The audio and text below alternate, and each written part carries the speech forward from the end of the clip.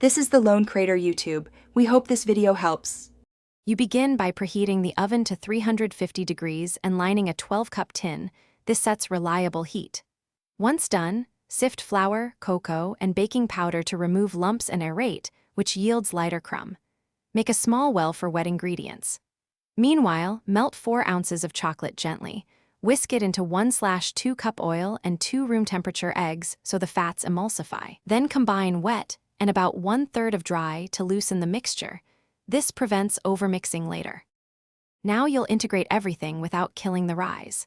Whisk sugar, 1 cup milk, and 1 teaspoon vanilla into the chocolate mixture so sugar dissolves and flavors meld. Once ready, add the wet into dry in 2 stages. First 1/3 to loosen, then the remainder, folding gently to avoid developing gluten. Use a spatula and scrape sides. Aim for a thick, ribbon-like batter.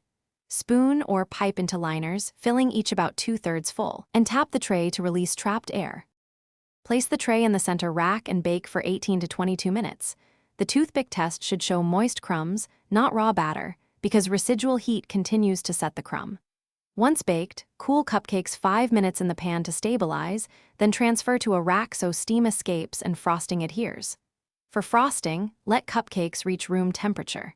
If a cupcake is dry, brush with simple syrup to restore moisture. If underbaked, return to the oven for 3 to 5 minutes and recheck promptly. Thanks for watching. Consider subscribing if we helped you.